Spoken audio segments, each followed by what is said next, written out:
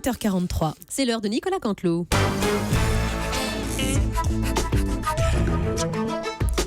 C'est presque du direct, c'est la revue de presse de Nicolas Canteloup, Best of avec Julie.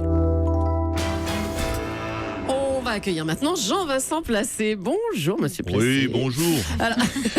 Alors, François Hollande pourrait, selon ses proches, ne pas se représenter en 2017. Vous avez un commentaire, vous, là-dessus ? Écoutez, je crois que c'est une bonne chose que François Hollande se représente. C'est le candidat tout de même naturel de la gauche, ne l'oublions pas. Et il gagnera, j'en suis certain. Et il saura, je suis sûr, après cette victoire en 2017, récompenser ses fidèles. Mais pardonnez-moi, mais je viens de vous dire l'inverse. Il pourrait ne pas se représenter en 2017. J'ai dit juste Quoi de... Comment ça, ne pas Ne pas. Bah, il terminerait l'année qu'il doit faire et puis il s'arrêterait. Oui, non, mais là, c'est pas... Non, mais t'as ma boule ou quoi? Hein? Je vais pas faire un an et puis après plus rien. Déjà, je passe pour un traître au groupe écologie du vert. Hein. Je suis même pas ministre. Tu crois que je vais faire juste secrétaire d'État pendant un an et après fin de carrière? Déjà que je fais juste des photocopies depuis une semaine. Alors, Hollande, il se représente, il gagne, il me nomme ministre. Hein? Ça suffit maintenant, hein? Merde, je vais être ministre, moi. Hein? Ministre de n'importe quoi, mais ministre.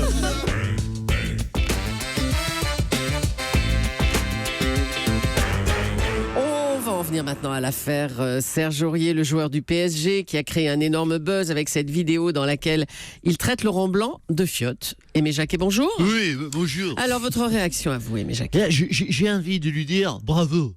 Bravo, gamin. Bravo, gamin. Bravo, mon petit Sergio.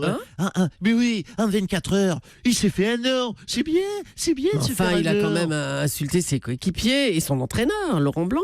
Mais justement, c'est bien joué de la paire de Sergio. Je vous explique. Au paperboard. Regardez au paperboard. Oh là là. Bon, allez-y, Je alors. marque le regardez. Regardez. En football, il y a deux moyens de se faire un nom. Hein. Premier moyen, être meilleur que les autres, comme l'a fait Zlatan et les Zidane. Hein. Et puis, il y a le deuxième moyen. Être plus con que les autres. Mais là, il y a énormément de concurrence parce qu'on en a du bas de plafond et du crétin à gel. Hein. Sergio Aurier, il a choisi le deuxième moyen. Allez, Jean-Pierre Raffarin a annoncé son ralliement à Alain Juppé. Bonjour, monsieur Raffarin. Oui, bonjour à toute votre équipe. Bonjour, monsieur Moradini.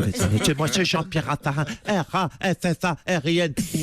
Oui, je le dis sur votre antenne. Europe 1, E-U-R-O-P-E-1. Alain Juppé, je le soutiens. Je serai le bras droit qui lui permettra enfin d'entendre le regard de doute aujourd'hui des Français. Je serai le cœur qui bat dans son pied conquérant. Je serai Madame Julie, la langue qui prononcera les discours qu'il écrira dans son oreille attentive aux préoccupations de tous les Français. Eh ben, dites donc, c'est un ralliement enthousiaste, hein? Évidemment, mais comment pourrait-il en être autrement? Car Alain Juppé, c'est le renouveau. Il est comme le tigre qui sort de l'œuf et qui se transforme en papillon pour sortir ses griffes. Et puis, je le soutiens, car, disons-le, ça me permet de faire chier Sarkozy. Hein? Alain, tu seras ce grand chevalier au service de la France. Oui, sois le chevalier, je serai ton Las Palais. Ça, c'est moderne, ça fait envie. Si vous le dites. Merci, monsieur Raffarin. Les magasins Ikea sont dans le collimateur. La chaîne d'ameublement aurait soustrait 1 milliard d'euros à l'impôt grâce à des montages fiscaux.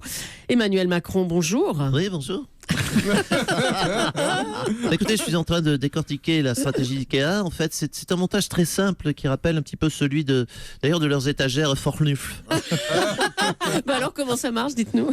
Alors, comment ça marche? Écoutez, il suffit d'héberger un magasin dans un pays, lequel magasin paiera une redevance correspondant au droit d'utilisation de la marque, sous forme de redevance, bien sûr, vers un pays comme les Pays-Bas, servant de conduit fiscal, la notion de conduit fiscal, bien sûr, vers un pays de à la fiscalité avantageuse, comme le Liechtenstein, par exemple. Voilà, c'est simple, comme monter un buffet Burgschugner. Bon, en attendant, ils se sont fait prendre, hein, Ikea. Voilà, c'est ce que je disais. Vous savez, c'est comme tous les montages Ikea, c'est simple, mais c'est pas très fiable, pas très solide. C'est comme une commode Kravipov, vous savez. On assemble 3 bricoles, on tasse un petit peu avec le pied, on surcharge les tiroirs et puis tout craque au bout de 15 jours. Enfin, je sais pas si vous avez monté récemment une Klupignac, un Fornifel, un Knut, un Krugerf ou une Blerf. Mais tout se casse la gueule en un temps record. Tu mets m'étonnes, mon Macron. Bonjour, c'est moi. Ben, c'est sûr que c'est pas des montages Habitat. Hein. Ah ben oui, les montages d'Habitat Montebourg, c'est autre chose. L'Habitat Montebourg, c'est la garantie d'être montré proprement. Ah ben, l'Habitat Montebourg, il n'y a rien de branlant, rien de croulant avec l'Habitat Montebourg. L'Habitat de toujours. Europe 1, c'est presque du direct. Nicolas Canteloup. Et puis on a appris hier la disparition de l'ancien secrétaire général de l'ONU, Boutros Boutros. Hop, sec rapide, bonjour. Je vous fais un petit Boutros sur le pouce. Bah oui, c'est malheureusement l'actualité, hein, ouais. Allez, sortez les Kleenex et les violons, musique. Adieu, Boutros Ghali. Tu es parti. Tu es décédé. Et nous pleurons ta disparition, Rission. Salut, Boutros. Bisous. Les syndicats ont appelé à une grande manifestation contre la loi travail. Les jeunes, les ouvriers, les retraités, tous sont appelés à défiler. Oh Lord, c'est foutu. La jeunesse est dans la rue. Eh, compris, si tu savais, ta réforme, où on se la met. Aucune hésitation. Monsieur Giscard d'Estaing, bonjour. Oui, bonjour. Alors, comme ça, vous manifestez avec les jeunes, vous? Quoi, moi, mais écoutez, je suis jeune d'esprit, et puis, avouez que ça ne l'aurait pas fait de dire Hollande, t'es foutu, la vieillesse est dans la rue. Ouais, ça c'est vrai. Ouais. Mais oui, ça fait pas peur. Ils n'en risquent rien contre une bande de vieux avec des déambulateurs et des hanches en céramique. Non, les jeunes, eux, ont des barres de fer et des cocktails Molotov. Vous voyez, c'est toute la différence. Nous, on n'a même pas de tisane Molotov. Tisane Molotov, mon Dieu. Et donc, vous manifestez, vous n'êtes pourtant plus très concerné. Mais bien sûr que c'est, mais non, je suis pas concerné. Mais bien sûr que c'est, je suis concerné. Qui va, non, mais même Julio Clerc, hein, devant les yeux. Oui. Qui va s'occuper de nous si les gens peuvent travailler 60 heures par semaine?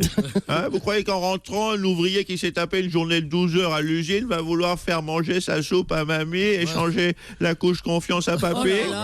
Non, vous plaisantez, mais en vrai, combien de petits vieux vont mourir de faim devant ça? Cette loi est un scandale, monsieur Sanson. La tisane Molotov. Mais où Philippe Cavrivière et Laurent Vassilian vont-ils chercher toutes ces idées? En tout cas, Nicolas, vous le retrouvez en direct demain, Nicolas Canteloup, 8h40 avec Thomas Soto et Julie, évidemment.